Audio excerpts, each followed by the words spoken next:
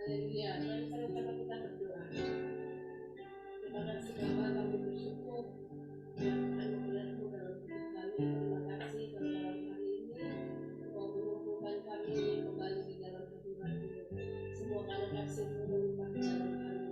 Kami bersyukur Engkau Allah yang baik bagi kami. Terima kasih Bapa, terima kasih. Biar dalam persekutuan kami malam hari ini Engkau Allah yang nyata di antara kami, memberi kami hikmat dan pengertian untuk kami boleh memahami dan mengalami firman dalam hidup kami. Terima kasih Bapa, terima kasih Engkau yang berdaulat penuh atas seluruhnya kami di tempat ini. Terima kasih semuanya malam hari ini kami boleh bersama-sama bersehati untuk memuji menyembah Engkau dengan segenap hidup kami. Terima kasih Bapa. Kami memulai persekutuan kami malam hari ini dalam nama Tuhan Yesus. Haleluya. Amin.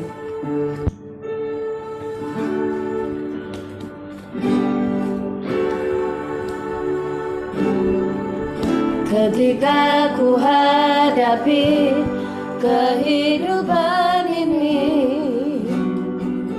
jalan mana yang harus ku pilih?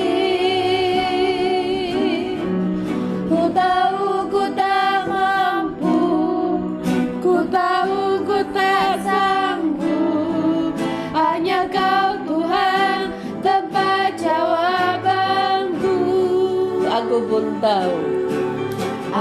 pun tahu, ku tak pernah sendiri, sebab Engkau Allah yang menggendongku. Tangan-Mu membelaiku, cinta-Mu memuaskanku. Kau mengangkatku ke tempat yang tinggi. Janji-Mu seperti fajar pagi hari, yang tiada pernah terlambat bersinar.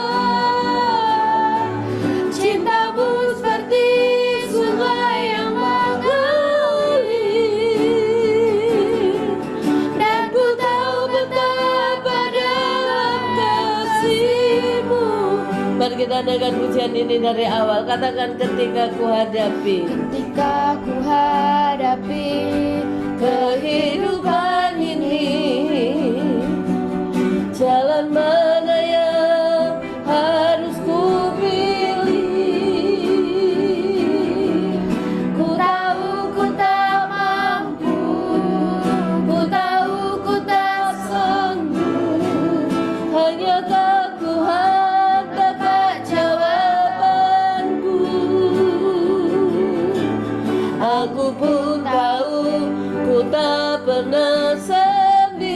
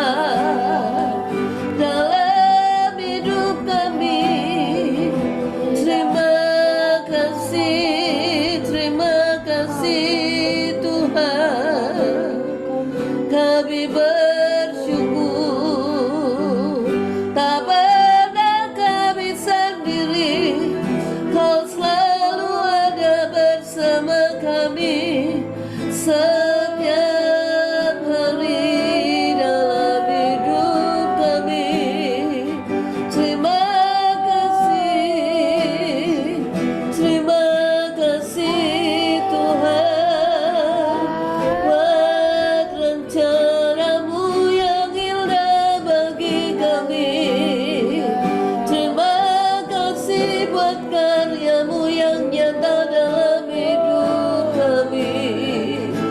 Setiap hari Kau Allah yang nyata dalam perjalanan hidup kami. Terima kasih, haleluya. Engkau Allah yang selalu ada bagi kami. Terima kasih apapun keberadaan kami, apapun keadaan kami. Engkau Allah yang nyata bagi kami.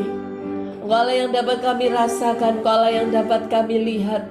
Bahkan Engkau Allah yang dapat kami alami setiap hari nyata dalam hidup kami. Terima kasih Tuhan.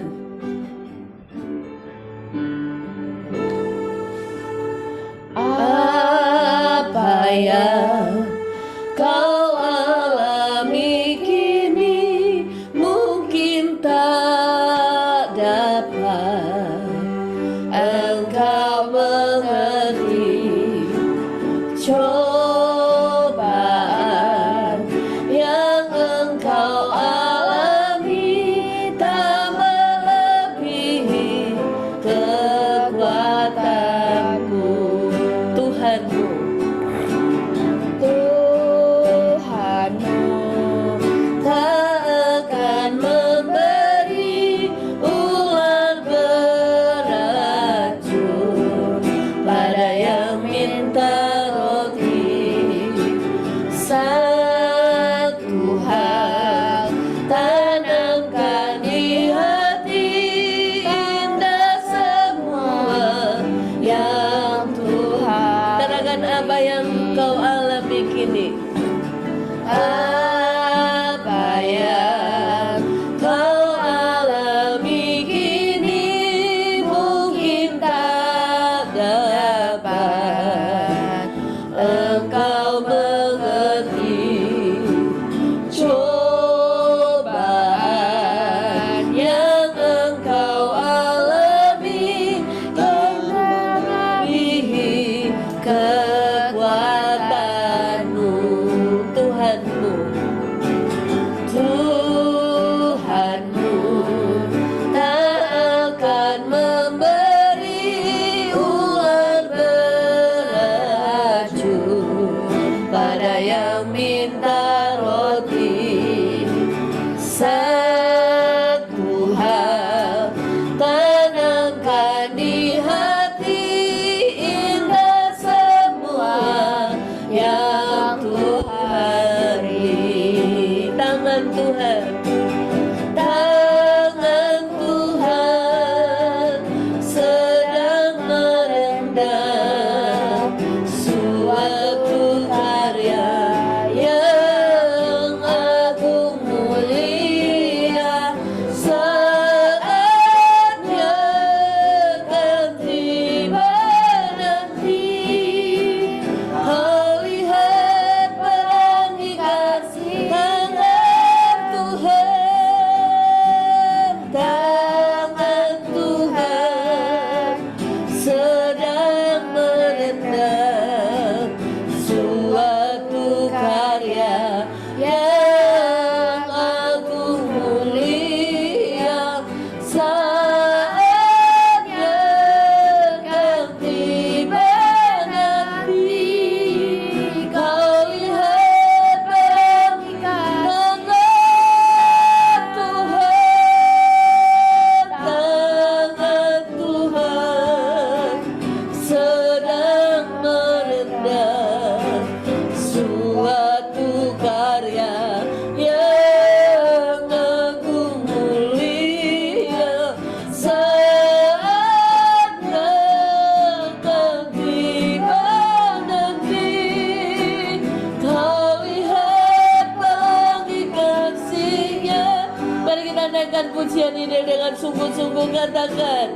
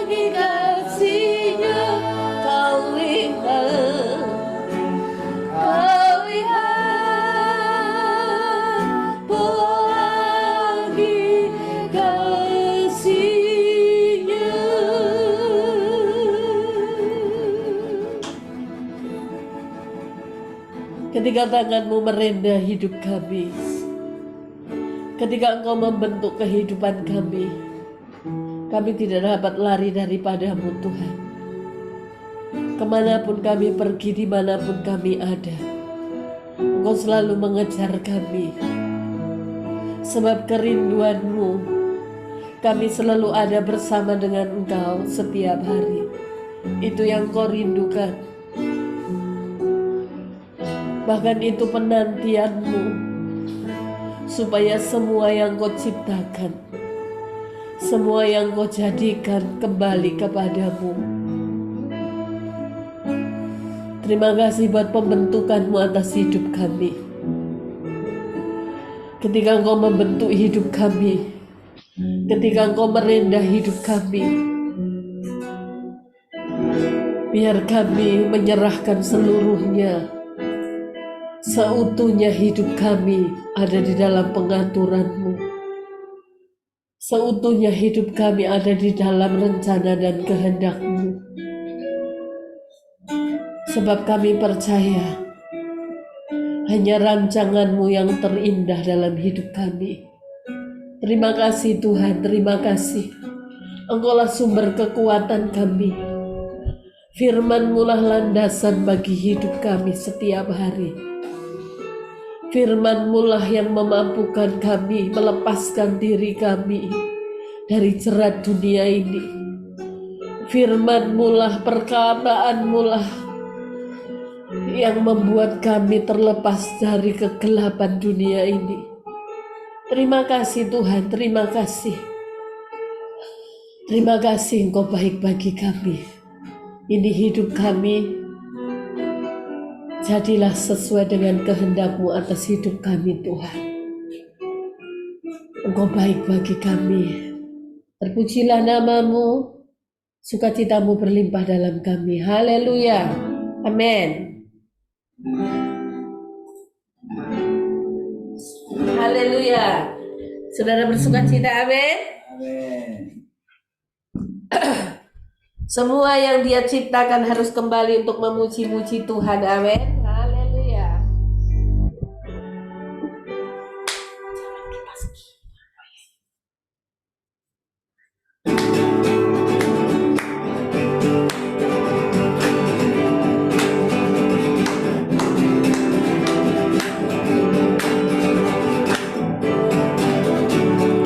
Langit dan bumi pujilah Tuhan, sebab Dia ciptakan semuanya.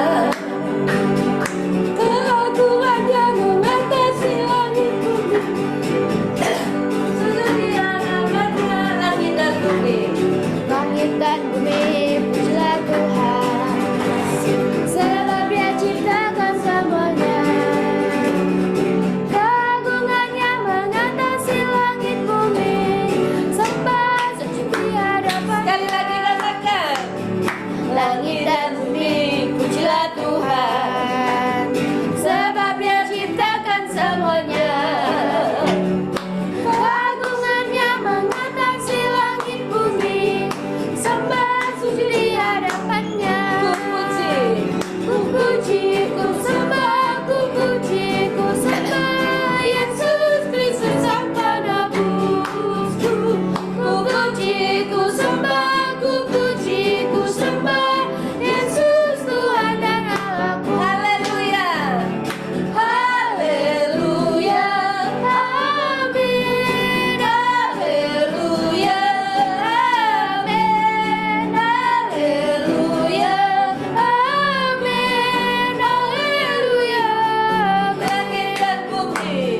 Langit dan bumi pujilah Tuhan, sebab Dia ciptakan semuanya. Keagungannya mengatasi langit bumi, sembah sujud di hadapan. Sekali lagi katakan, langit dan bumi pujilah Tuhan, sebab Dia ciptakan semuanya. Keagungannya mengatasi langit bumi, sembah sujud di hadapannya. Ku puji, Ku sembah, ku puji, ku sembah Yesus Kristus Sang Penebusku.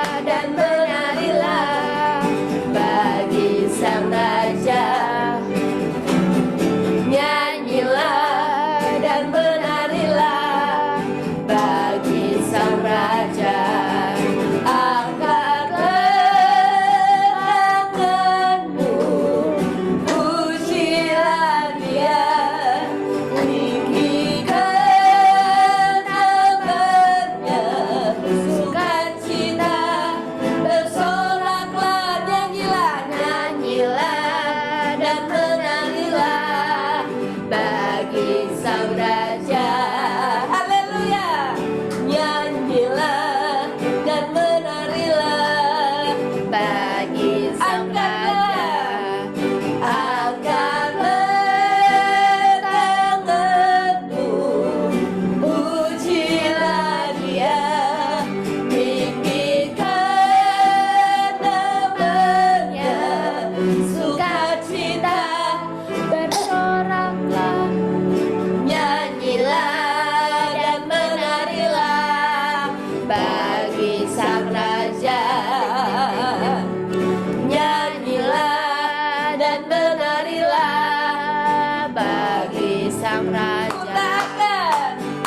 ku tak akan berdiam, memujimu selalu, ku bersyukur padamu selama-lamanya, amin. Ku tak akan berdiam, memujimu selalu, ku bersyukur padamu selama-lamanya, amin. Kau barang aku jadi tarian, Kau bukakan kain kabungku, kau beriku sukacita, jiwaku bermazmur, dengan senang kekuatanku memujimu. Katakan, kau barat aku jadi tarian, kau bukakan kain kabungku,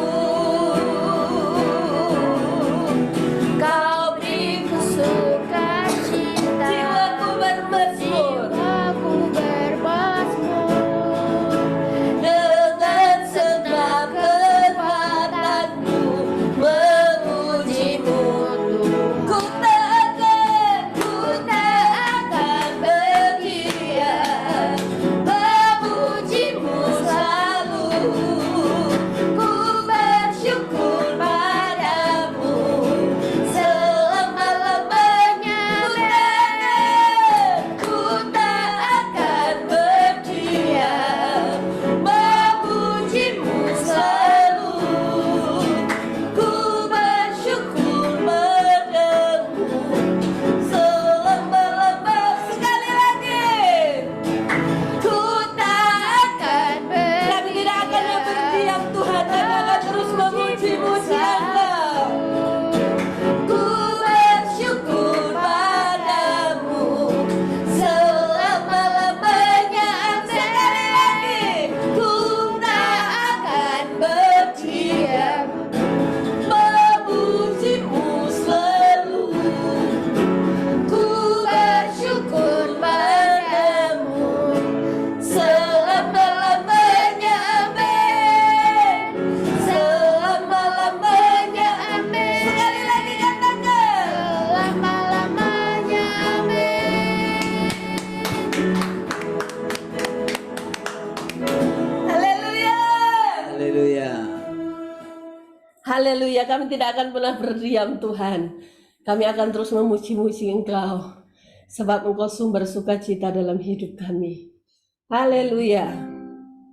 Segala bangsa layak memuji-muji namamu, sebab hanya Engkau Allah yang layak dimuliakan dan diagungkan. Besar dan ajaiblah karyamu, adil dan benarlah jalanmu, Raja segala bangsa yang maha kuasa, mulia namamu. Sekali lagi katakan, besar dan ajaiblah karyamu,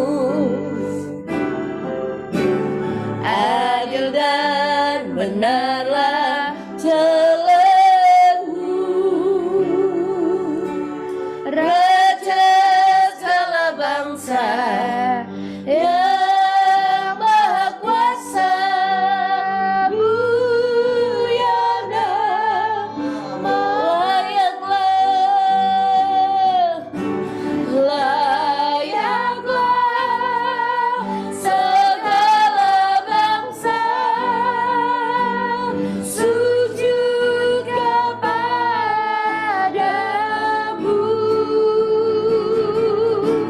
sebab Kau Allah yang kudus, layak disembah. Layaklah segala bangsa sujud kepadamu,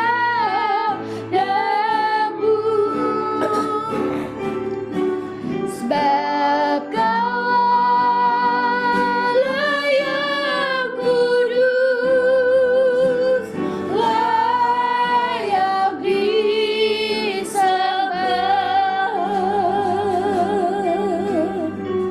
Mari kita nyanyikan pujian ini dari awal. Besar dan ajaiblah karyamu, pekerjaanmu sangat nyata atas seluruh muka bumi Adil Tuhan. dan benarlah jalanmu, Raja segala bangsa yang maha kuasa, mulia namamu, layaklah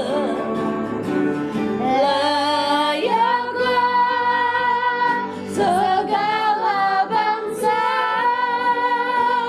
sujud kepadamu,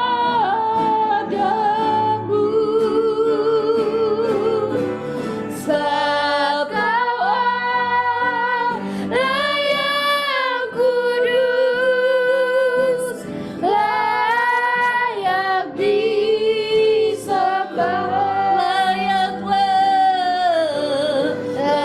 Layaklah segala bangsa sujud kepadamu, sebab Kau Allah yang kudus, layak disembah. Sebab Kau Allah, sebab Kau Allah yang kudus, layak disembah, layak disembah, layak disembah.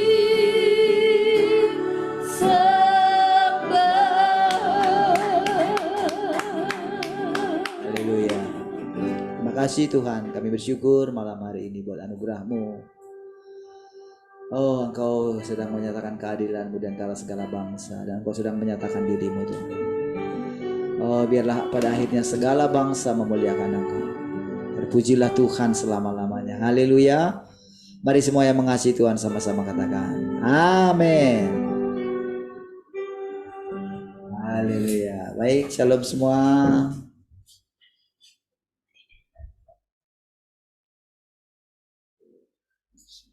Baik.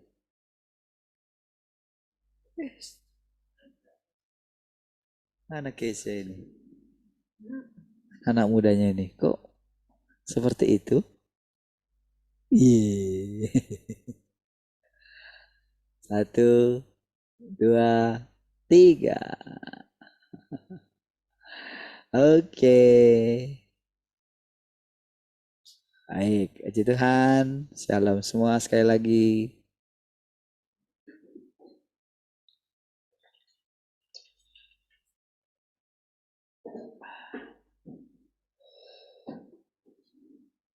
Coba tes dulu. Shalom Esther dan Tian. Mana suaranya? Shalom. Shalom Marvel. Salam Pak Tua, salam semuanya. Salam adik ke. Salam semua. Shalom Jelita. Nggak kedengaran loh suaranya. Nggak kedengaran. Nggak kedengaran. Shalom Tante Heni. Shalom Kak Kesya. Shalom semuanya. Shalom Kak Glory. Salam. Shalom semua gitu lah.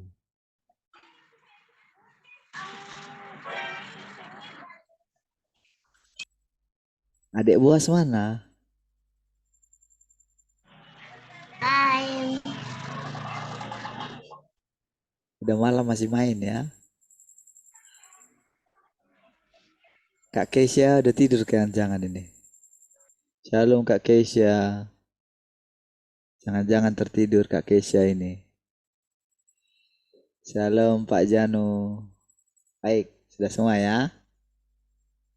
Oke. Saya share screen.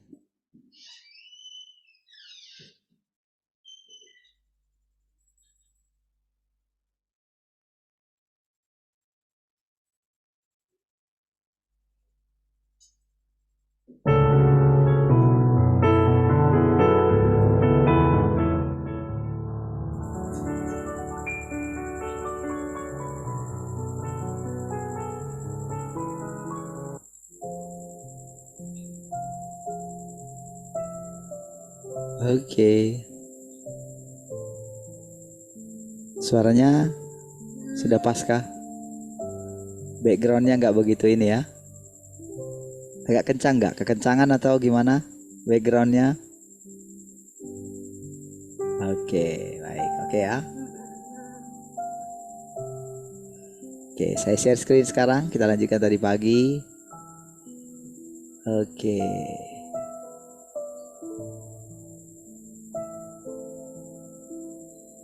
Zaman kerajaan adalah zaman firman. Baik.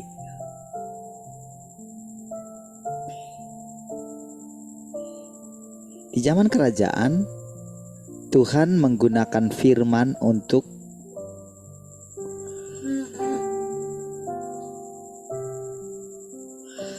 menghantarkan zaman yang baru, mengubah sarananya dalam bekerja dan melakukan pekerjaan untuk seluruh zaman itu.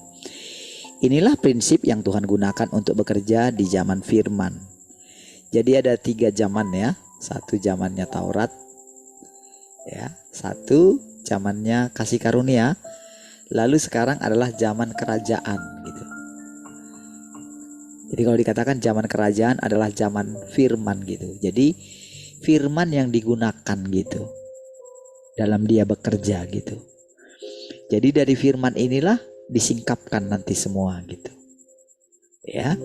Jadi semuanya itu dalam kesatuan, Saudara. Ya, Taurat juga dikerjakan oleh Tuhan yang sama. Sama kasih karunia juga dikerjakan oleh Tuhan yang sama. Ya. Jadi pada akhirnya Yesus kembali kepada dirinya sendiri gitu. Ya. Nah. Baik. Lihat. Jadi sekarang Saudara, kita itu masuk ke dalam cara kerja Tuhan yang baru gitu.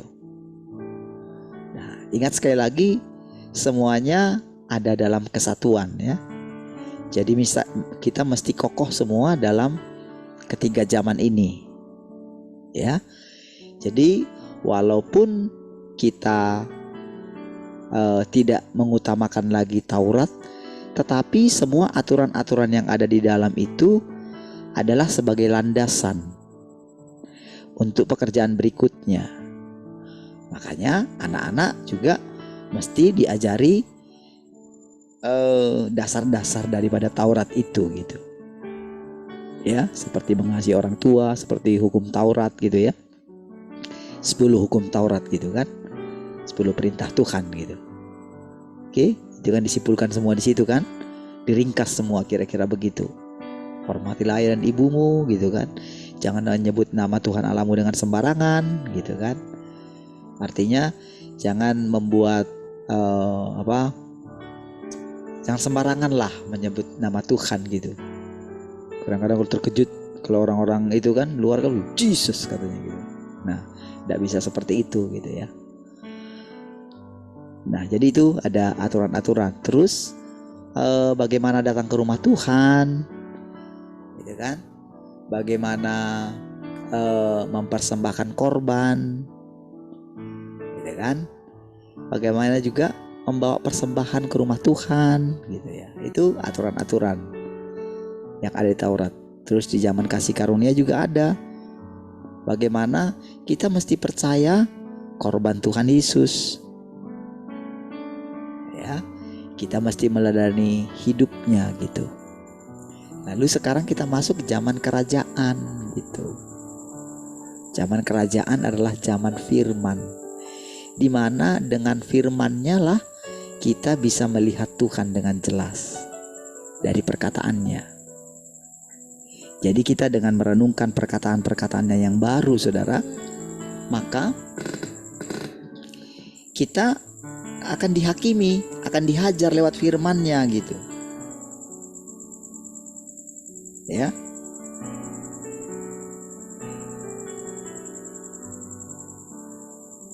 Baik, kita lanjutkan lagi. Jadi kira-kira itu dasarnya ya, supaya kita mengerti di zaman apa sekarang kita berada. Makanya begitu penting sekali, saudara, kita untuk mengisi diri kita atau merenungkan, atau istilahnya lebih tepatnya itu memakan dan minum firman Tuhan bagi diri kita sendiri. Itu sangat penting, saudara. Ya, sangat penting sekali. Baik, mari kita lihat, saudara, bagaimana kronologisnya gitu. Dari perkataan ini kita jadi tahu seluruh rencana Tuhan gitu. Jadi begitu kita tahu ini, maka Tuhan itu bagi kita itu makin jelas, karena akan mengubah paradigma kita yang lama gitu. Kita tidak akan ngoyo lagi, saudara, dengan kekuatan kita untuk menjadi sempurna. Kita mesti melihat nanti dari firman Tuhan itu disingkapkanlah kerusakan-kerusakan kita yang diakibatkan oleh iblis. Dan itu lebih parah daripada dosa gitu.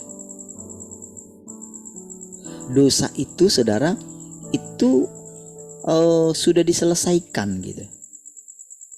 Pengaruhnya itu sudah kuat, sebetulnya diselesaikan gitu. Tetapi pada kenyataannya kita masih berdosa gitu. Secara umum manusia itu pada siang hari berbuat dosa, pada malam hari mengaku dosa. Tetapi ada juga orang yang tidak lagi menyadari, tidak lagi peduli apakah yang dilakukan dia dosa atau tidak.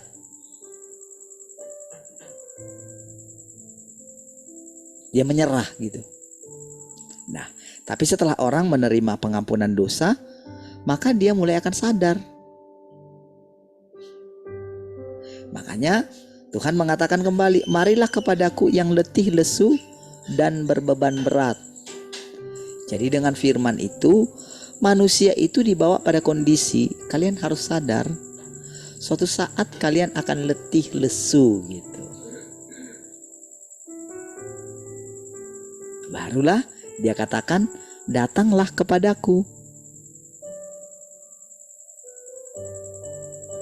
Makanya dia menjanjikan kedatangan Tuhan yang kedua kali. Tetapi sekali lagi manusia itu telah dibutakan oleh interpretasinya sendiri yang mengatakan bahwa setelah kedatangan Tuhan yang kedua kali sudah selesai semuanya.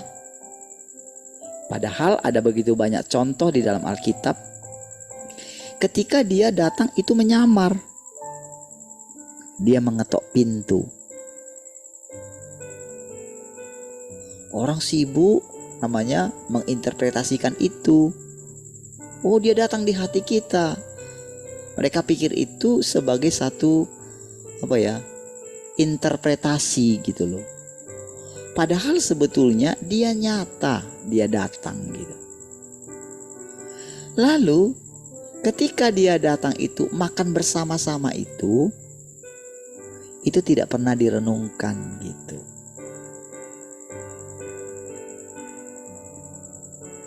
Makan bersama-sama. Kenapa harus makan? Lalu orang mengatakan, oh perjamuan kudus. Lalu orang melakukan perjamuan kudus mengingat, melakukan peristiwa sakral. Dibatasilah sampai di situ, saudara. Sehingga tidak memahami makna yang sesungguhnya atau tidak mengalami makna yang sesungguhnya daripada apa itu makan bersama-sama. Tuhan Yesus banyak mengatakan, tinggallah di dalam aku dan aku di dalam kamu. Banyak orang juga tidak mengerti siapa Tuhan Yesus itu sesungguhnya. Ada orang mengatakan dia sama dengan kita. Oh, tidak sama. Memang sama secara manusia, tetapi dia juga adalah Tuhan itu sendiri.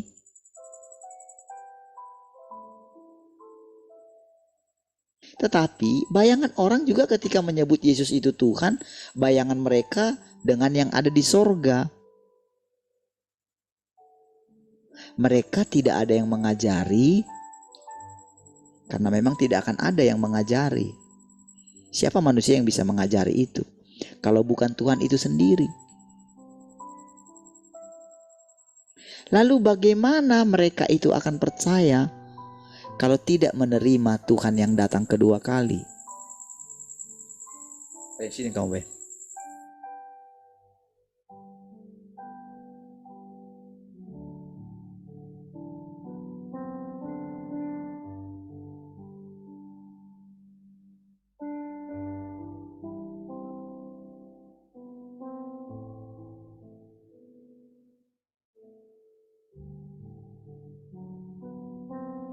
Oke, sorry ya. Ada bising sekali tadi di sini. Oke, sudah nanti kita lanjutin. Oke, lihat ya. Jadi perlu saya mengulang-ulang gitu sedikit tentang ini, saudara, supaya saudara makin memahami gitu apa yang sedang kita alami sekarang gitu. Yang kita alami itu sekarang itu adalah hal yang sangat luar biasa gitu. Supaya jangan berlalu begitu saja, saudara. Supaya saudara tidak menyanyiakan gitu apa yang sedang saudara alami gitu. Supaya saudara bisa masuk ke dalamnya. Supaya saudara bisa mengalami perjumpaan dengan Tuhan itu sendiri. Ya, Tuhan yang dulu ada di hatimu itu juga sebetulnya. Cuman dia sedang menyatakan dirinya sekarang gitu.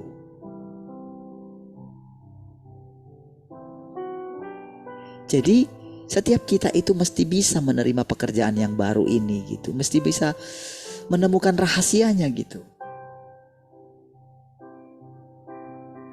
Apa buktinya kalau saudara sudah berjumpa dengan Tuhan yang menampakkan diri atau Tuhan yang berinkarnasi? Apa buktinya? Bukti yang paling sederhana yang bisa saudara temukan adalah engkau menemukan hidup yang berlimpah-limpah gitu. Engkau mempunyai semangat. Matamu itu tidak akan diarahkan kepada dunia, kepada masalahmu sendiri lagi. Engkau tidak akan membiarkan dirimu itu muram gitu. engkau akan memprioritaskan Tuhan gitu, firman Tuhan gitu.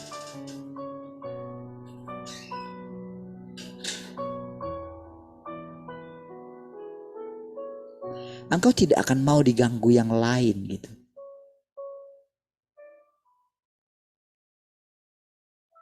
Itu salah satu ciri orang yang sudah berjumpa dengan Tuhan gitu. Engkau akan bisa mengesampingkan masalahmu, sekalipun masalahmu itu berat sekali gitu. Engkau akan bisa mengesampingkannya demi engkau mendengarkan firman Tuhan. Engkau bisa mengubah hatimu dari yang tadinya acuh-acuh gitu, dari yang tadinya tidak punya semangat hidup karena engkau tidak mungkin menikmati kebahagiaan, tidak menikmati kebahagiaan seperti yang orang lain alami. Kebahagiaan orang-orang lain itu diukur dari apa yang dia punya, yaitu harta-harta duniawi, saudara. Kepuasan duniawi, kebahagiaan duniawi yang sifatnya semu gitu. Jadi ketika seseorang berjumpa dengan Tuhan ini, dengan firman-Nya, maka segala sesuatu yang lain itu tidak ada gunanya lagi gitu.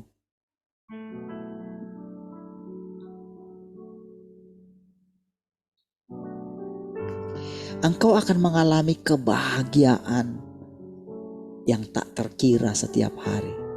Seolah-olah engkau sudah ada di sorga gitu. Engkau sudah ada di hadapan Bapa. Engkau sudah hidup di hadapan Bapa. Itulah cirinya. Ciri yang sangat simpel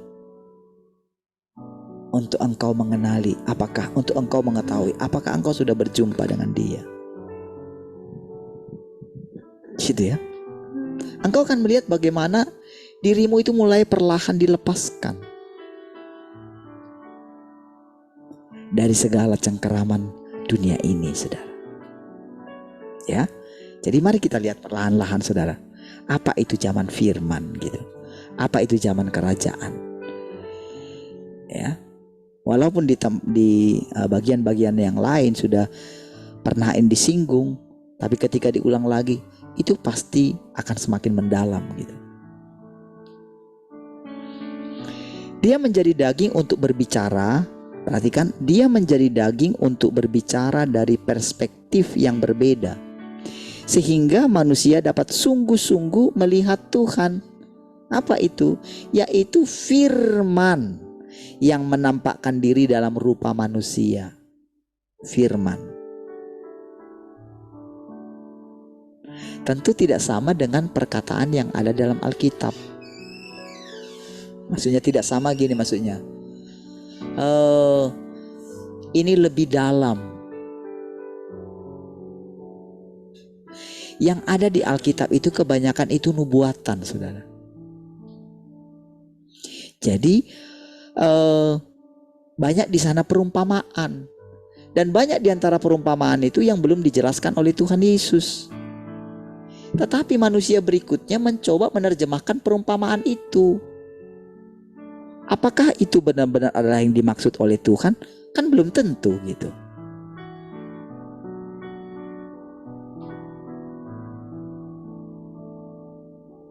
Karena pada waktu itu juga, saudara, Tuhan Yesus dalam keadaannya dia tidak tahu, dia memang membatasi dirinya kan. Kan dia bilang, engkau tidak perlu tahu masa dan waktunya gitu. Ya karena memang Bapa tidak menyebutkan itu ke dalam dia. Tidak ada seorang pun yang tahu, hanya Bapa yang tahu gitu.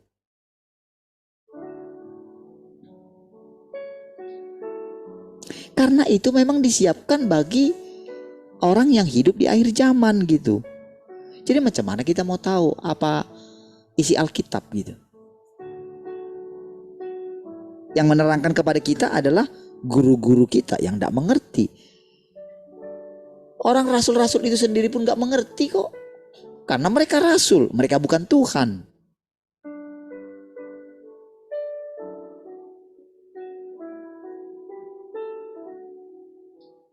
Sekaranglah baru waktunya.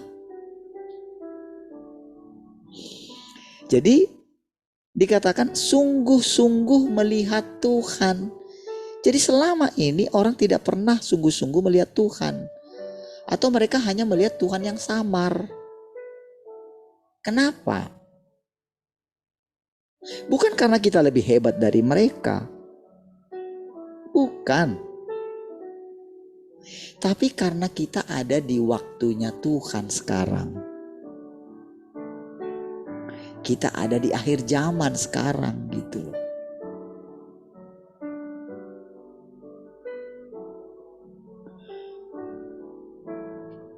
Lihat. Firman yang menampakkan diri dalam rupa manusia serta dapat memandang hikmat dan keajaibannya.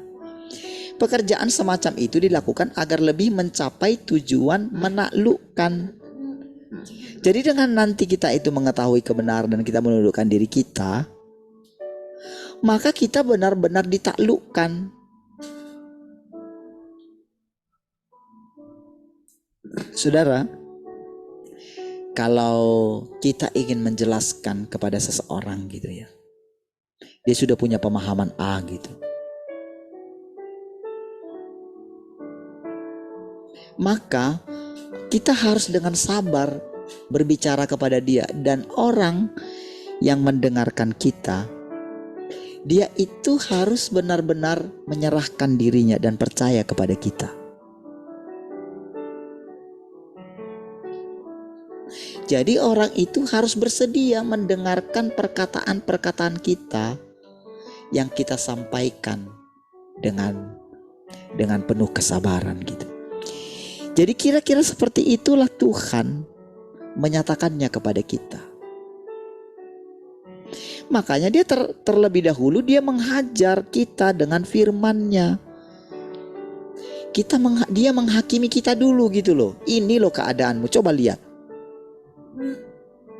Lalu kita melihat diri kita, betapa hinanya kita, betapa sulitnya kita lepas gitu. Dia tunjukkan dulu gitu loh, ini loh diri setiap manusia itu gitu. Lalu dia tunggulah respon kita. Wah Tuhan, ternyata aku ini gak bisa diselamatkan ya.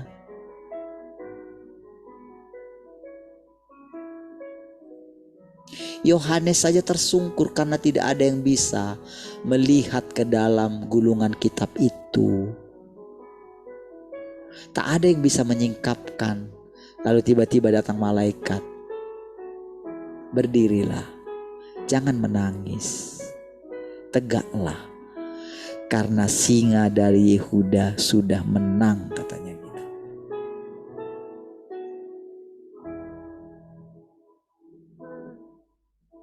Jadi dia menyingkapkan. Tuhan itu sendiri datang. Sekarang beritanya adalah Tuhan sudah datang kedua kali. Percayakah engkau? Semua orang Yahudi dulu menantikan kedatangan Mesias.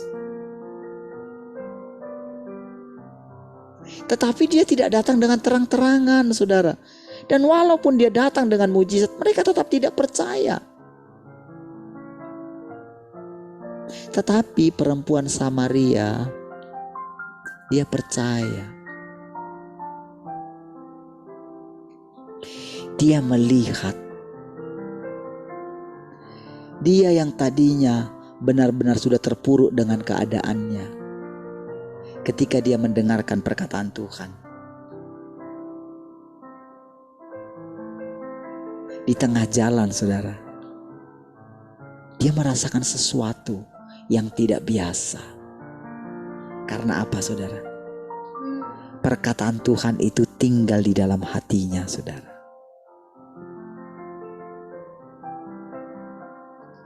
Jadi apa yang dikatakan Tuhan?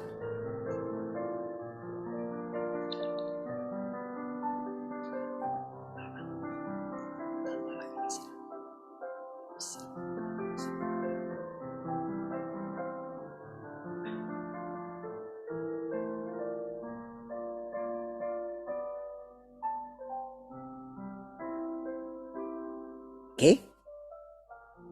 Nah, itu yang mesti kita lihat saudara ya.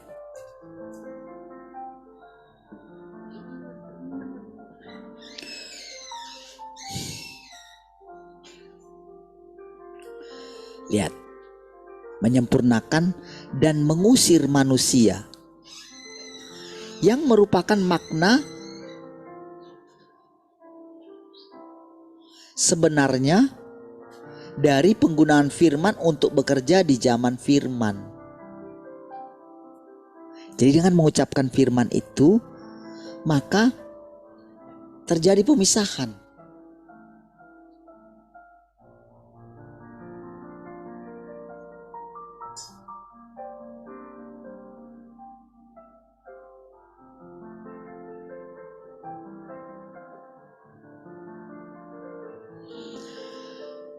Melalui firman ini orang-orang menjadi tahu akan pekerjaan Tuhan, wataknya, esensi manusia, dan apa yang seharusnya manusia masuki.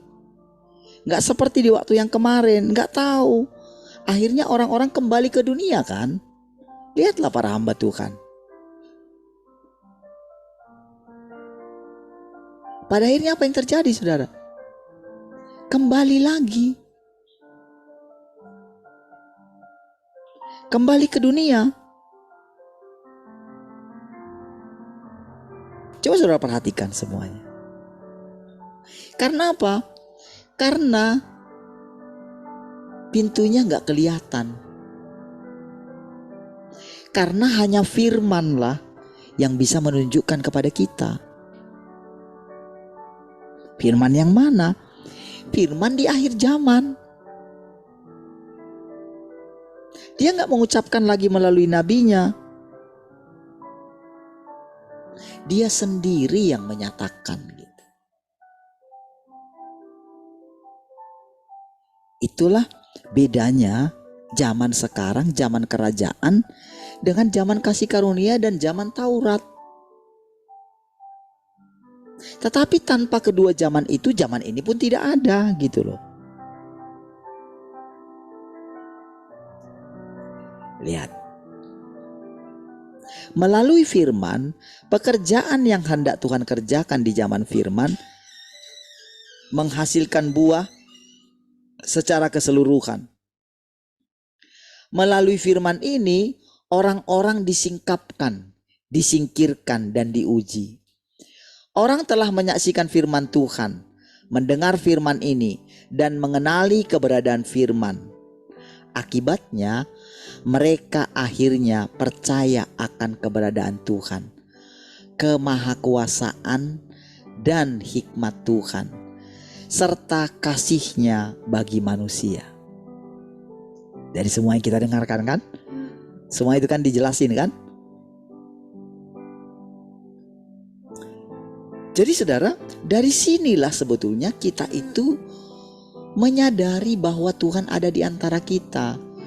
Jadi bukan masalah kita melihat manusia yang bicaranya, bukan. Tapi apakah kita mengalami esensinya Tuhan itu? Apakah kita mulai memahami tentang wataknya? Jadi itulah yang kita perlukan, yang ingin kita dapati ketika kita bersekutu. Bukan lagi kagum kepada manusia. Makanya kan ketika ada seorang orang muda yang kaya itu, ketika dia mengatakan guru yang baik, siapa yang baik? Hanya satu yang baik gitu.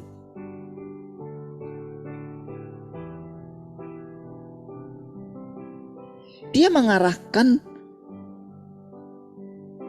manusia itu kepada Tuhan yang di sorga juga.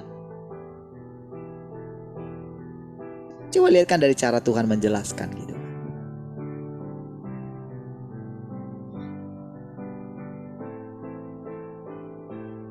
Karena Tuhan Yesus adalah jalan.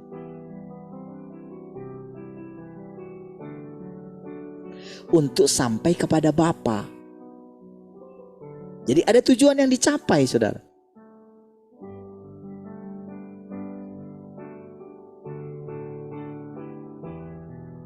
Setelah kita tinggal di dalam Tuhan, Dia juga suruh kita meminta. meminta dalam namanya. Tinggallah dalam firman-Ku, tinggallah dalam perkataanku. Tuhan mengajarkan kepada Petrus, apakah engkau mengasihi aku lebih daripada yang lain? Karena hanya dengan mengasihi Tuhan yang datang menjadi manusia, makanya orang akan bisa sampai kepada Tuhan yang tidak kelihatan itu. Lihat ya caranya itu ya. Sama dengan cara yang sekarang juga.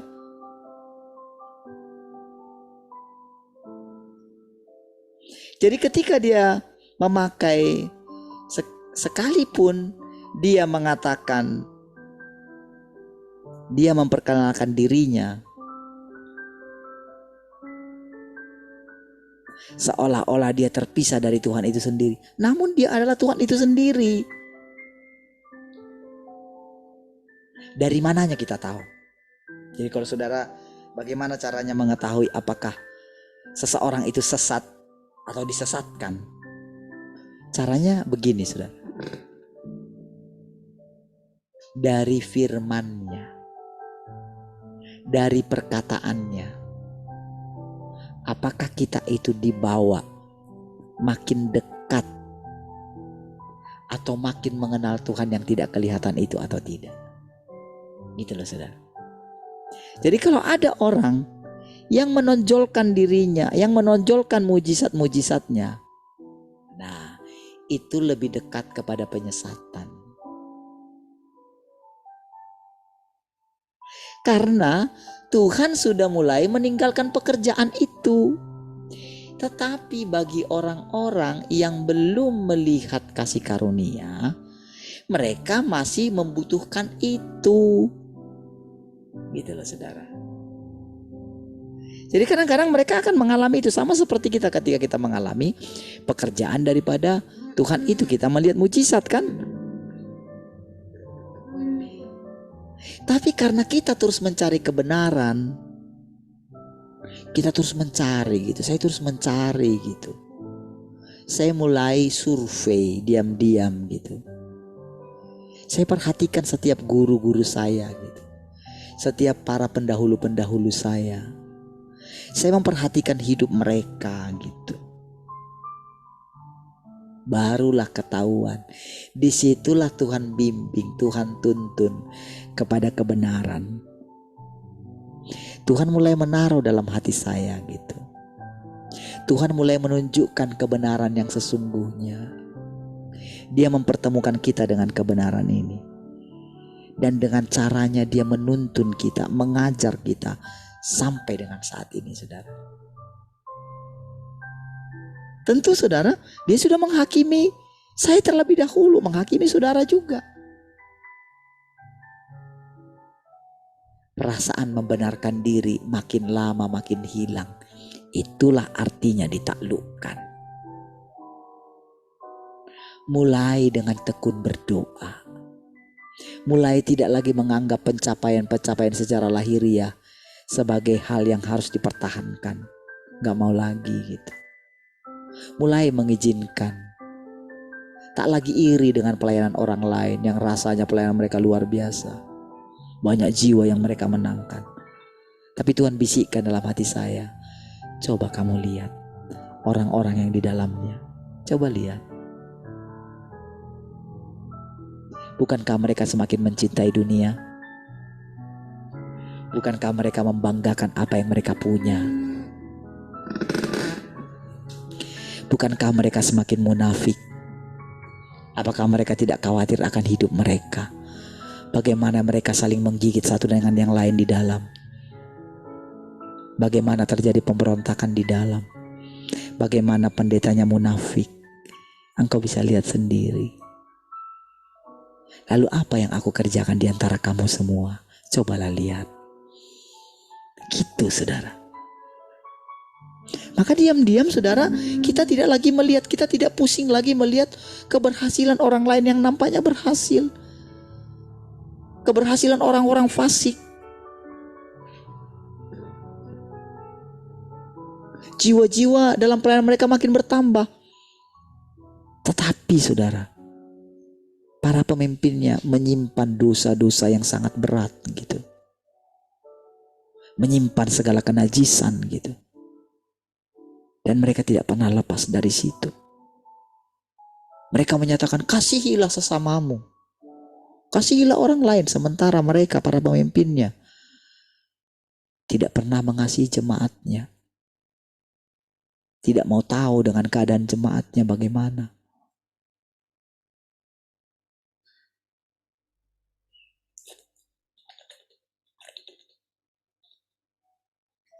Baik. Jadi dari situ ya saudara mulai lihat. Supaya saudara nanti tahu apa visi hidup saudara. Supaya saudara punya semangat apa yang akan kau kejar nantinya gitu. Kita akan melewati tahun-tahun yang berat mungkin di depan kita. Tetapi kalau kita punya hidup yang berlimpah-limpah, maka kita seperti rumah Tuhan, rumah perlindungan yang akan dicari orang. Kita menjadi seperti rumah pengajaran, rumah hikmat yang akan dicari orang. Kita akan dinanti-nantikan orang. Perkataan-perkataan yang keluar dari mulut kita akan sangat mereka harapkan.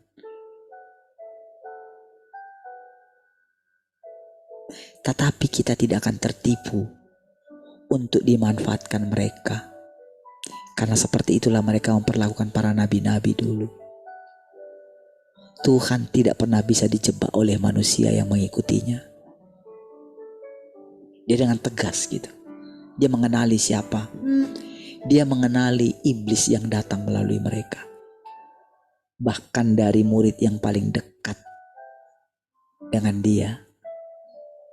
Murid yang sedang dipersiapkan dia menjadi penggantinya.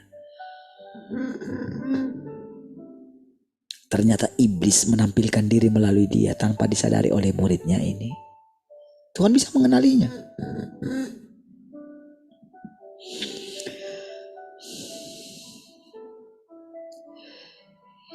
Orang telah menyaksikan firman Tuhan, mendengar firman ini dan mengenali keberadaan firman. Akibatnya mereka akhirnya percaya akan keberadaan Tuhan. Kemahakuasaan. Nah ini penting saudara. Dari sini saudara, kita akan mengetahui kemahakuasaan Tuhan gitu. Oh jadi kita tidak akan takut saudara terhadap apa yang sedang terjadi di dunia ini. Bahkan kita melihat Tuhan mengendalikan mereka dengan pikiran kita, dengan perkataan kita. Nampaknya saudara kita ini tidak punya kuasa apa-apa. Tetapi Tuhan Maha Kuasa. Walaupun dia menyembunyikan diri, dia tidak seperti dulu saudara. Kalau seperti dulu itu saudara, dia itu bisa dimanfaatkan loh oleh orang gitu. Perhatikan saudara para pembuat-pembuat mujizat dulu saudara. Seperti yang saya katakan saudara. Saya bisa memanfaatkan pada waktu itu saudara. Oke sekarang ikuti iman saya. Nah, gitu. Ikuti doa saya gitu. Kita bisa mengubah orang yang tak beriman menjadi beriman. Tapi kita bisa melakukan dari diri kita sendiri. Oh pada waktu itu saudara, sebelum dihakimi, saya tidak sadar kalau saya sedang mempergunakan Tuhan. Kalau tidak disingkapkan sekarang, mana ngerti saudara. Ya, itulah salah satu tanda daripada kita melihat Tuhan sudah menghakimi kita atau mulai menghakimi kita. Jadi Tuhan yang Maha Kuasa itu menampakkan diri dalam kesederhanaan. Kita tidak perlu menghakimi apa yang sedang terjadi. Cukup duduk di kaki Tuhan, perhatikan gitu. Dia mau lakukan apa? Ya, berdoa saja di hatimu. Maka engkau akan melihat Tuhan itu bertindak sendiri gitu. Iya.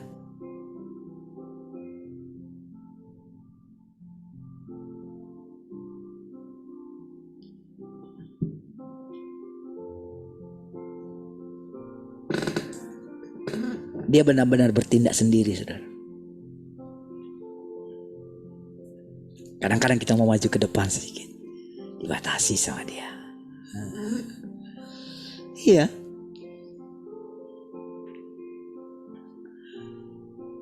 Makanya saudara, kalau kita mengikuti Tuhan yang sekarang itu, kita mesti banyak menunggu gitu.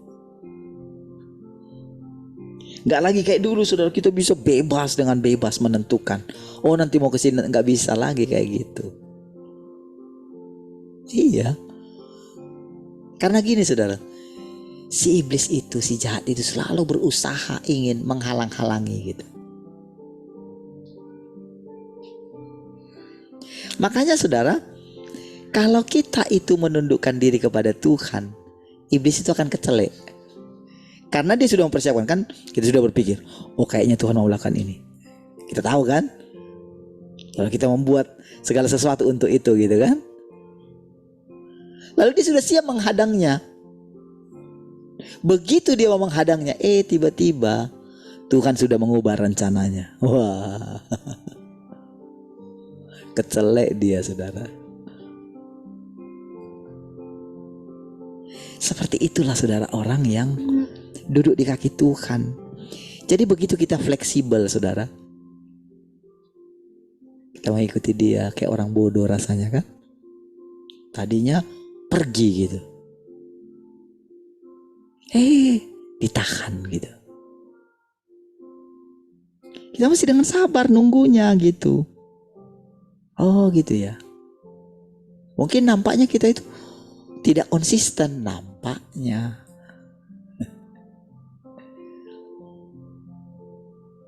Tapi Tuhan melihat apakah kita mau dianggap orang sepertinya tidak konsisten. Iya. Hanya karena ketaatan kita kepada Tuhan dan kita lagi diuji. Tuhan katakan berangkat, sudah. Berangkat gitu. Jadi saudara, perhatikan ya, kemahakuasaan dan hikmat Tuhan serta kasih-Nya bagi manusia dan keinginannya untuk menyelamatkan manusia. Kata firman, perhatikan ya, dibuat tanda kutip. Tanda kutip itu firman gitu ya. Kata firman itu mungkin sederhana dan lumrah. Ini saudara yang kadang-kadang kita itu juga mengalami hal yang sama. Sehingga kita itu tidak gini loh. Tidak ada dalam pikiran kita, apa sih maksudnya ini gitu loh.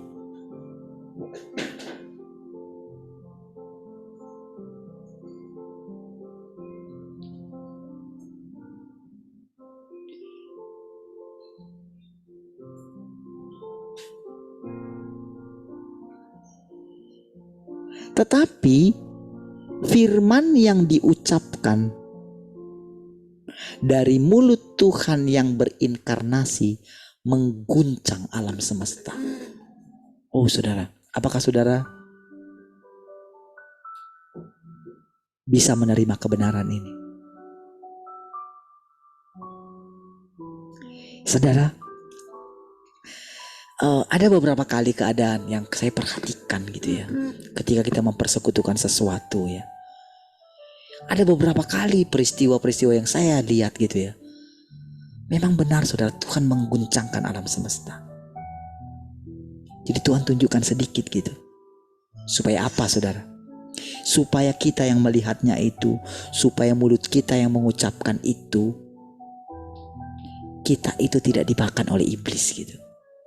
Dengan kesombongannya, dengan meninggikan dirinya.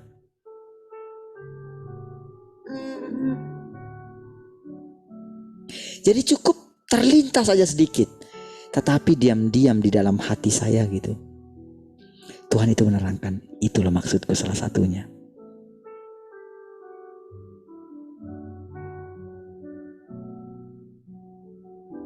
Tuhan mengguncangkan alam semesta.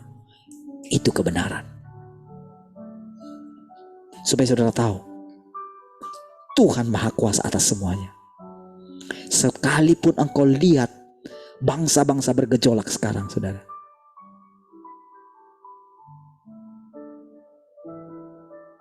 Wih, saudara, sekarang itu saudara gampang sekali disulut loh, saudara.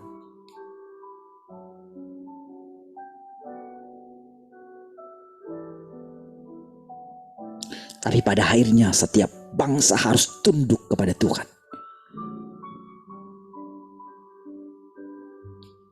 Sudah kelewat kalian kira-kira kayak gitu loh Tuhan.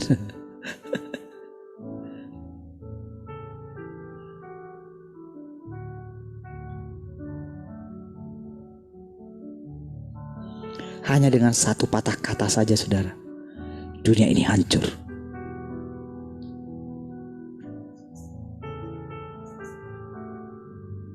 Jadi jangan bingung saudara, jangan takut terhadap dunia ini. Takut dan hormatlah kepada Tuhan. Artinya apa? Carilah Tuhan dengan sungguh-sungguh saudara.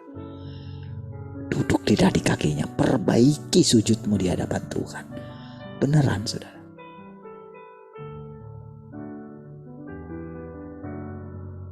Ketika engkau melakukannya, lihat saudara, engkau akan disingkapkan apa yang dimaksudkan oleh firman ini.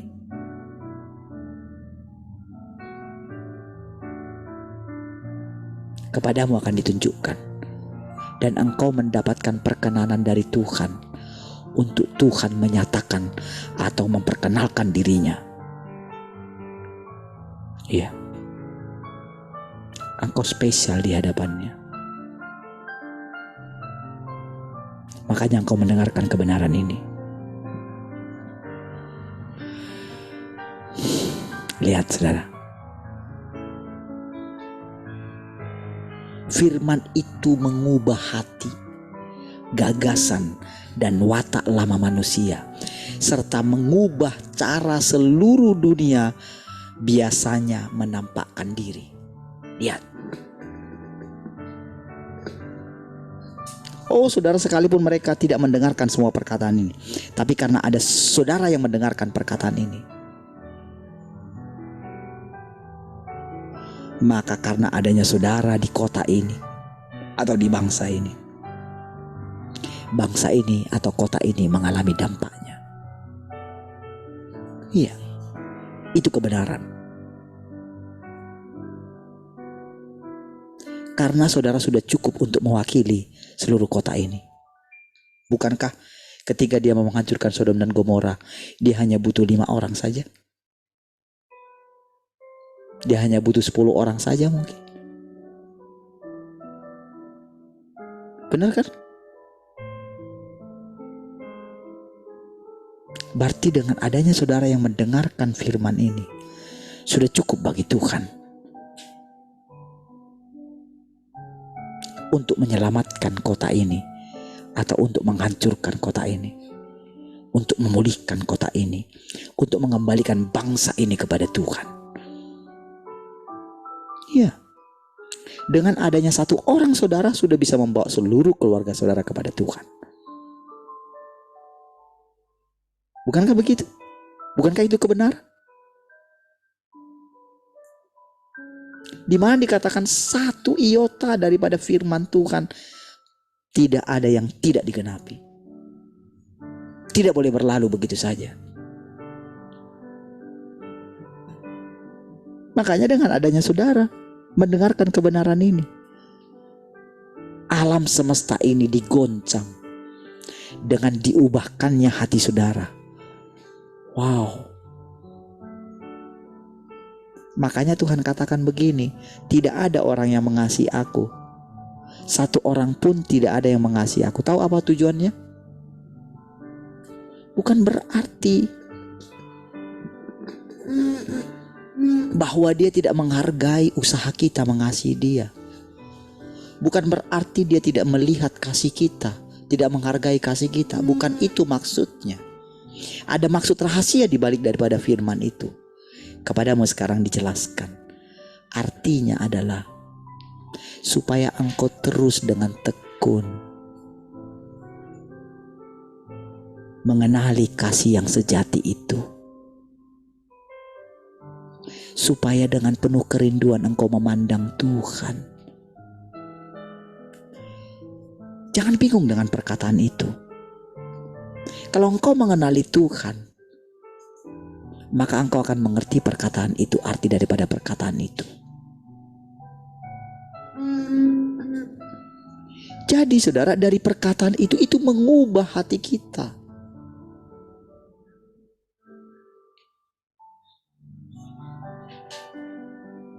Artinya manusia semua sudah rusak. Jadi engkau tidak akan ego lagi. Ketika engkau mendengarkan firman itu, engkau tidak mundur. Karena yang sedang Tuhan bicarakan adalah bagian daripada keluargamu. Apa engkau tidak mengasihi orang tuamu? Apa engkau tidak mengasihi saudara-saudaramu? Apa engkau tidak mengasihi teman-temanmu? Apa engkau tidak mengasihi dulu gembalamu?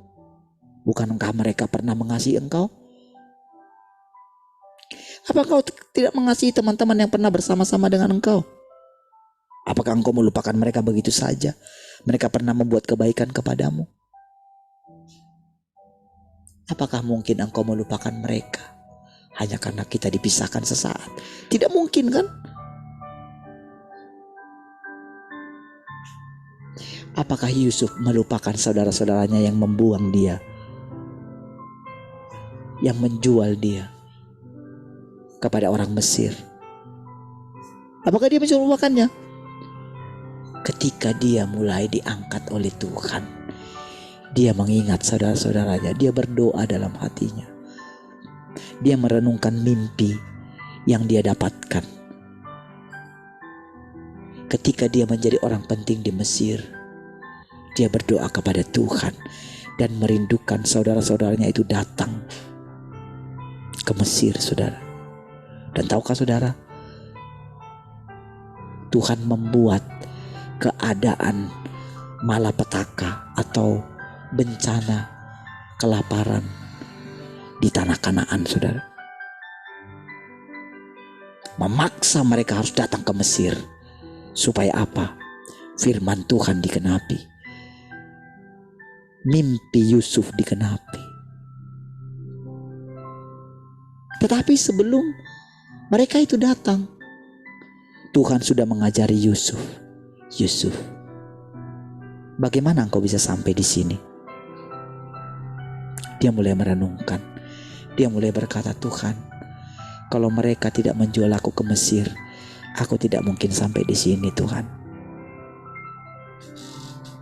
Maka saudara, di situ dia sudah mengampuni saudara-saudaranya. Sebelum saudara-saudaranya itu datang, dia sudah melupakan pelanggaran mereka. Karena kalau tidak ada saudara-saudaranya yang jahat itu, dia tidak akan sampai ke sana. Tuhan sudah merubah. Iblis memang mereka-rekakan yang jahat. Kamu memang mereka-rekakan yang jahat terhadapku. Tetapi Tuhan sudah mengubahnya menjadi kebaikan. Sudah lihat itu?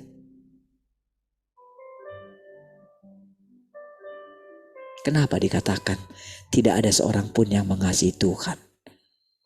Supaya apa, saudara? Supaya tidak ada orang yang menanggikan diri, saudara. Puji Tuhan, saudara, kita mendengarkan kebenaran ini. Puji Tuhan, kita bisa maju terus. Puji Tuhan, kita bisa dengan tekun mendengarkan Dia setiap hari. Kita mulai terbiasa bangun setiap pagi, saudara. Kita dilatihnya. Kadang-kadang ketika kita gak bisa tidur, Dia ajar kita berdoa, nak, gitu. Ayo, mau doakan apa Tuhan? Udah, duduk aja dulu. Kita dilatih, saudara. Bangun, kita gak bisa tidur lagi. Kita mau doa, kita tidak tahu apa yang mau kita doakan. Tapi kita bangun juga. Lalu Tuhan bilang, bagus. Ketaatan yang kecil sama dengan ketaatan yang besar. Kalau tidak ada ketaatan yang kecil, tidak ada ketaatan yang besar. Lakukan dengan setia. Berdoa dari hatimu. Walaupun engkau gak mengerti, tetaplah. Walaupun rasanya keadaanmu belum berubah, tetaplah pandang Tuhan. Sampai engkau melihat Tuhan itu nyata. Sampai Tuhan menyingkapkan siapa dirimu. Dengarkan nasihatnya. Jangan cuekin dia. Berikan waktu kepada dia. Perhatikan. Coba perhatikan keadaan hatimu. Coba perhatikan keadaan dirimu. Apakah engkau layak didatangi oleh Tuhan? Coba lihat pakaianmu. Apakah pakaianmu menyambut kedatangan Tuhan? Apakah engkau pakai pakaian putih? Apakah engkau pakai pakaian pesta? Lihat mukamu. Apakah lihat hatimu? Lihat pikiranmu. Apa yang ada di pikiranmu? Apakah keinginanmu? Lihat hatimu. Dari tampilan mukamu akan ketahuan apakah engkau menyimpan masalah atau tidak. Apakah engkau khawatir? Apakah engkau takut? Apakah engkau menyimpan kekesalan dalam hatimu? Bereskan. Ketika engkau datang kepada dia, apa yang kamu bawa? Masalahmu enggak? Apakah engkau tidak rela melupakan masalahmu? Buang masalahmu.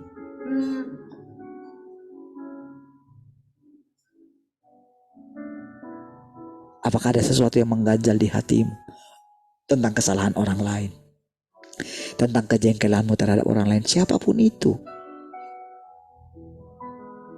Apakah engkau rela?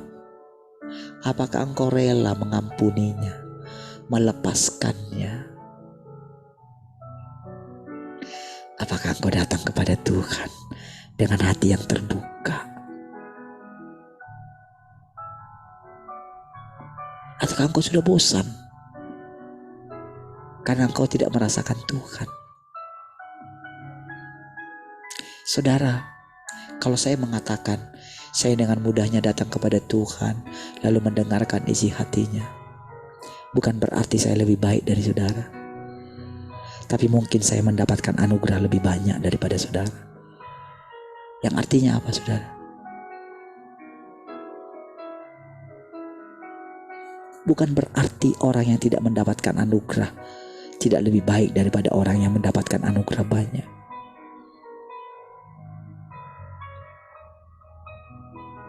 Kalau engkau lama mendapatkan perjumpaan dengan Tuhan, bukan berarti engkau tidak mendapatkan anugerah, tapi justru itulah anugerahnya. Lama mendapatkan atau mengenali persekutuan dengan Tuhan, itu juga anugerah. Ketika Tuhan melihat engkau masih tetap datang kepada Dia, sekalipun engkau sulit merasakan Tuhan, Tuhan melihat hatimu, ketekunan hatimu. Ketika engkau terus datang dalam keadaan yang kering seperti itu, tapi engkau mau datang sabar gitu, maka ketika engkau mendapatkan Tuhan, engkau akan pegang erat Tuhan, saudara.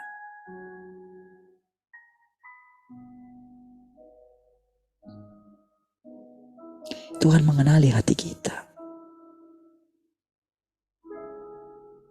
Belas kasihannya itu, saudara, tidak terukur, saudara.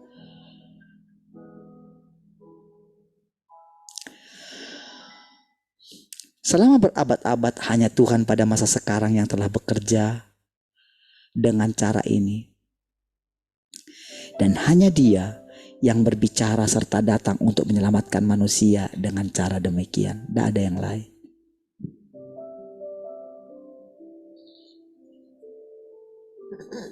Jadi saudara, seperti itulah cara saudara mengenali Tuhan yang benar. Jadi kalau ada yang mengatakan, saudara, oh dialah Tuhan yang akan datang, karena sudah ada juga saudara ternyata yang mengatakan dialah Tuhan yang datang kedua kali. Ada juga ternyata di Korea juga gitu ya.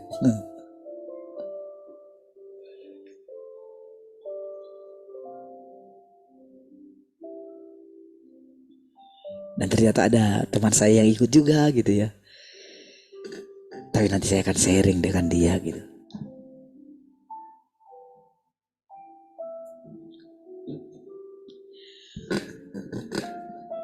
Mereka sudah tahu. Dulu saya sudah mengetahui ketika pertama kali mereka jumpa dengan saya gitu ya. Saya ingat saya sudah pernah mau dia sharing menceritakan tentang ini. Tapi sepertinya mereka mungkin belum terbuka. Lalu saudara, mereka jumpa dengan yang dari Korea ini. Langsung saudara, mereka dimuridkan juga. Dari orang Koreanya langsung gitu. Aduh, saya kira.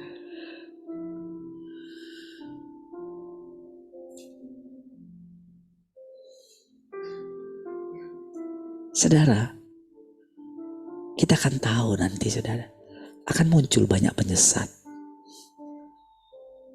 Bagaimana cara kita mengenali?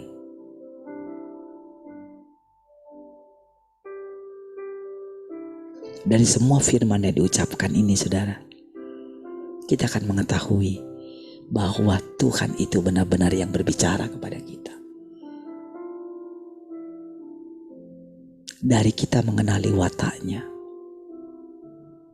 dari kita mengenali kesederhanaannya saudara, dari situlah kita tahu kita benar-benar mengalami perjumpaan dengan Tuhan yang sejati, dengan Yahweh, dengan Tuhan Yesus, dengan Bapa itu sendiri, dengan Roh Kudus itu sendiri.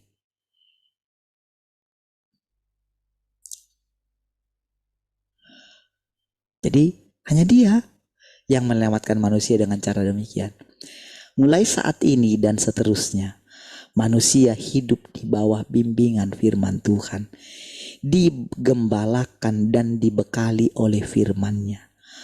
Orang hidup di dunia firman Tuhan, di tengah-tengah kutuk dan berkat dari firman Tuhan, dan bahkan ada lebih banyak orang yang telah hidup di bawah penghakiman dan hajaran firman-Nya.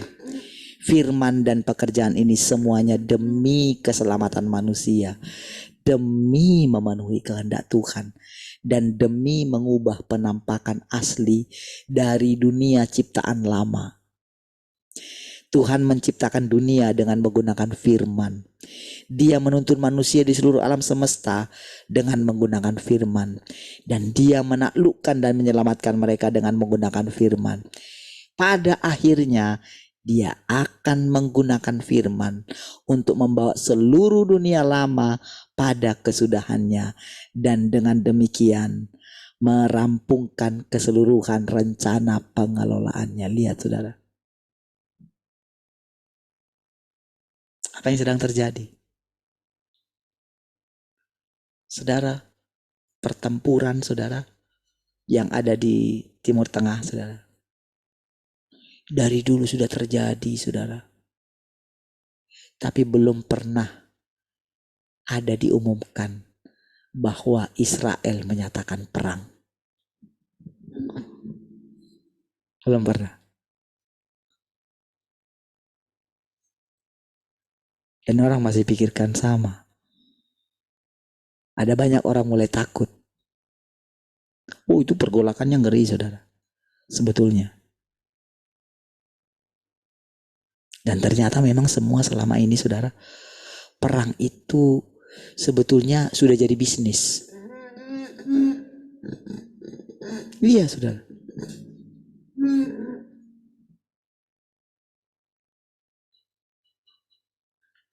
Selama ini saudara, Iron Dome-nya Israel itu tidak bisa, tidak bisa dihancurkan gitu. Terakhir saudara, itu dia bisa tingkat keakuratannya 96%. Jadi kalau misalnya 1000 roket yang diarahkan ke Israel gitu. Terakhirnya itu tingkat keakuratannya 5% saja yang bisa masuk. Dan itu pun tidak menyasar tempat-tempat yang banyak penduduknya.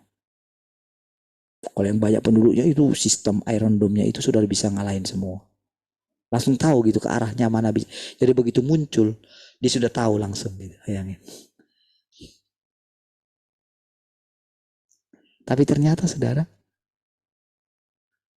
kan saudara, mereka yang menciptakan itu siapa?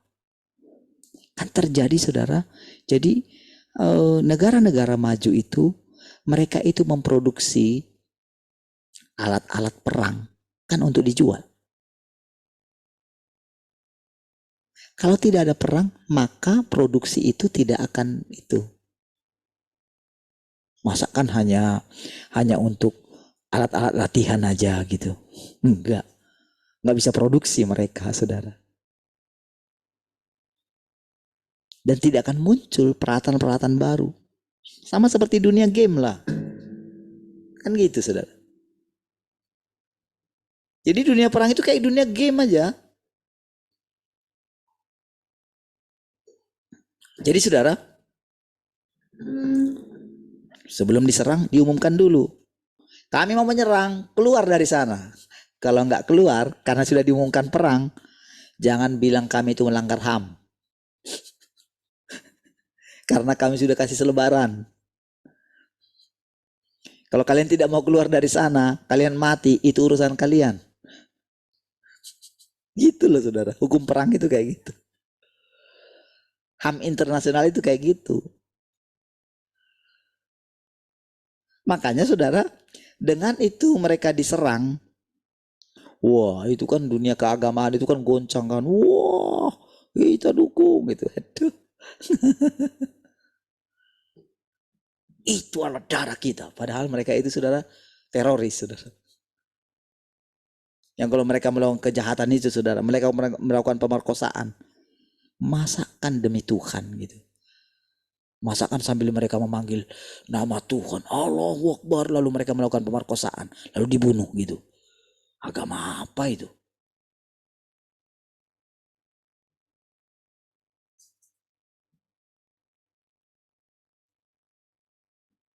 Lalu ketika mereka didukung oleh Korea Utara gitu. Lah, orang Korea Utara itu komunis. Lucu kan? Karena mereka pihak kita. Padahal kan kalau komunis kan menurut mereka kan dajjal gitu. Tapi kalau orang yang benar agamanya yang waras, mereka kan tidak akan percaya itu. Makanya banyak orang-orang Arab sudah sadar gitu. Apakah kita memihak agama tertentu? Tidak. Apakah kita mau memihak Israel? Ngapain? Nggak ada guna gitu.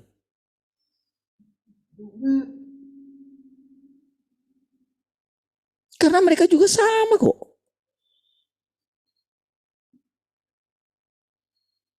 Bukankah nantinya ketika mereka terjepit lalu mereka akan minta tolong? Siapa yang menolong mereka melalui firman Tuhan? Antikris yang akan tolong mereka. Kan gitu kan? Dari semua keadaan itu, akhirnya Tuhan harus meminta mereka harus memandang kepada Tuhan kan? Selama mereka tidak menerima Tuhan atau Mesias, Tuhan yang menjadi manusia, yang berinkarnasi menjadi manusia,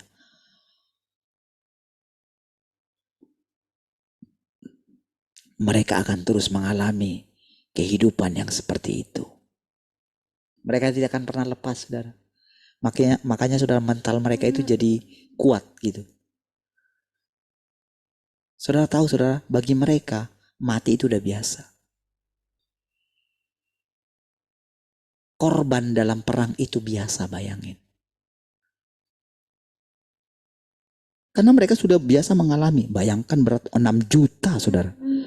Waktu zaman Holocaust itu saudara. Waktu zamannya Nazi itu 6 juta. Mereka itu meninggal. 6 juta.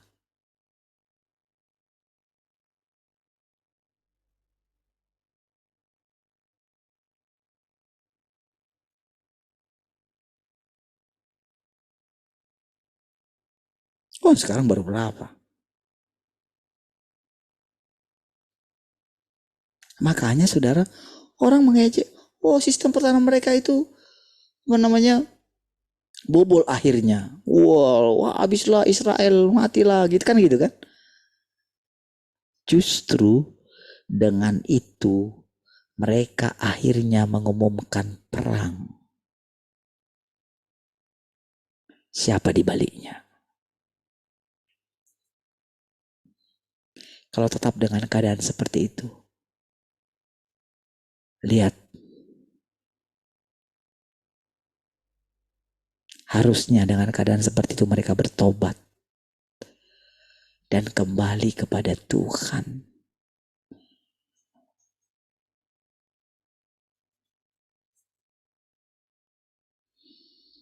Disitulah mereka akan menangisi, saudara. Dia yang mereka tikam 2000 tahun yang lalu. Dia yang mereka salibkan 2000 tahun yang lalu.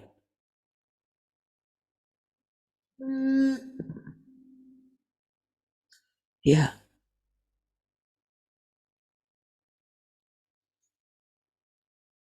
Disitulah mereka meratap, saudara. Jadi mari kita lihat apa yang kita lihat dengan keadaan ini, saudara.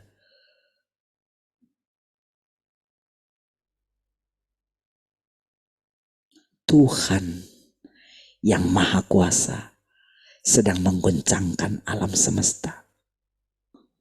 Semua disingkapkan. Jadi saudara harus bersikap, saudara. Engkau ada di pihak siapa?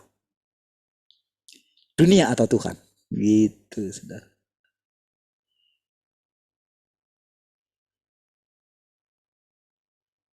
Apakah engkau ada di pihak Tuhan?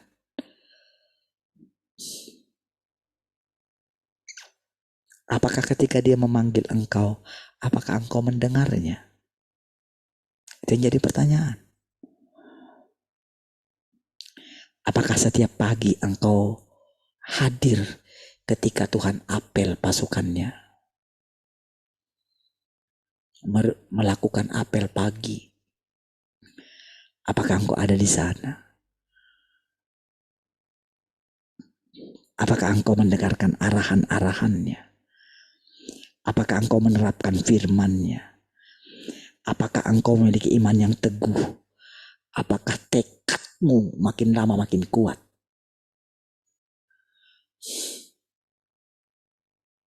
Apakah engkau mau mengesampingkan segala permasalahanmu?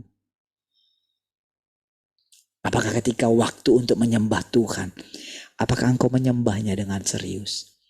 Apakah engkau mempersembahkan hatimu? Apakah engkau memfokuskan hatimu kepada Tuhan? Setiap kali engkau bersekutu dengan Dia, apakah engkau berjaga-jaga senantiasa?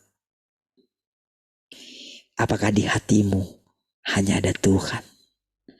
Apakah engkau mulai mau merelakan semua yang lain, mengesampingkan yang lain? Apakah engkau mau setiap kali engkau memandang Tuhan, engkau memandang dengan sukacita? Apakah engkau memperhatikan jubahmu senantiasa? Apakah ketika Tuhan memanggil engkau untuk berdoa, apakah engkau berdoa? Apakah ketika Dia memperhatikan di waktu-waktu luangmu, apakah engkau mendengarkan firman Tuhan? Apakah engkau membaca firman Tuhan? Apa yang kau lakukan terhadap dirimu untuk menyambut kehadiran Dia setiap hari? Apakah ketika Tuhan menunjukkan orang lain kepadamu, mendatangkan orang lain kepadamu, apakah engkau berdoa, minta kepada Tuhan supaya engkau dipakainya untuk menjadi manifestasinya Dia? Baik, saudara, puji Tuhan. Sudah jam 9. Mari kita berdoa. Kasih Tuhan, kami bersyukur malam hari ini. Terpujilah Engkau Tuhan selama-lamanya yang terus membawa kami semakin melekat kepadamu. Malam hari ini kami beristirahat Tuhan dalam hadirat-Mu sehingga kami besok bangun dengan tubuh yang segar. Terpujilah Tuhan, haleluya. Sama-sama kita katakan Amin. Baik, puji Tuhan, Tuhan memberkati semua.